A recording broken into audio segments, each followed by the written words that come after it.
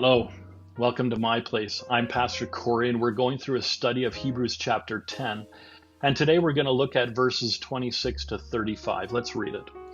For if we go on sinning willfully after receiving the knowledge of the truth, there no longer remains a sacrifice for sins, but a terrifying expectation of judgment and the fury of a fire which will consume the adversaries. Anyone who has set aside the law of Moses dies without mercy on the testimony of 2 or 3 witnesses. How much severer punishment do you think he will deserve who has trampled underfoot the Son of God, and has regarded as unclean the blood of the covenant by which he was sanctified, and has insulted the Spirit of grace? For we know him who said, "Vengeance is mine, I will repay," and again the Lord will judge his people. It is a terrifying thing to fall into the hands of the living God. But remember the former days when, after being enlightened, you endured a great conflict of sufferings, partially by being made a public spectacle through reproaches and tribulations, and partially by becoming sharers with those who were so treated.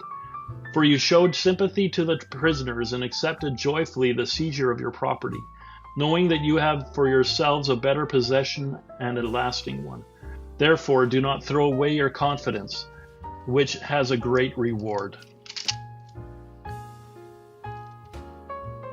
Now, it's really important to note that a lot of people read this section and they forget everything they have just read in the previous verses, in the previous chapters, even in the previous books. Do you believe in the new and better covenant? You know, it says here at the end, it says that, I can't see it now for some reason. But there's no longer a sacrifice that is needed for sins.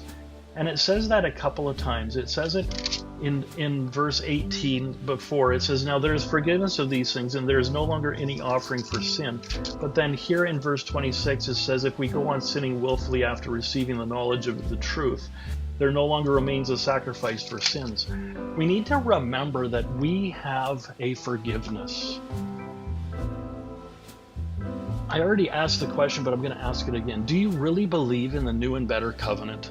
If yes, then you don't have to worry about falling into the hands of a living God. Paul tells us continually to follow the leading of the Holy Spirit. God promises in his new covenant that he's going to write it on our hearts and on our minds, these lawful things. Paul tells us continually to follow after the Holy Spirit, follow his leading and not the nature of the flesh. When you follow the leading of the Holy Spirit, you won't even be able to fall away from the grace of God.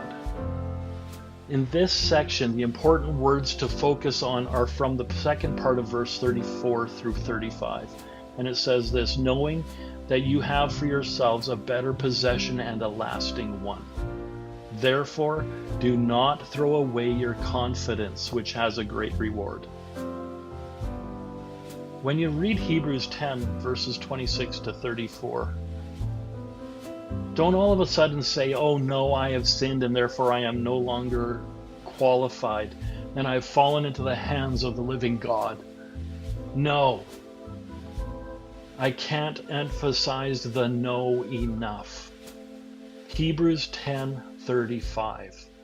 Don't throw away your confidence. What confidence?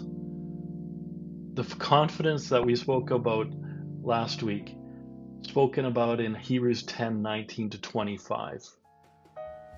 God bless you richly. We'll see you next time.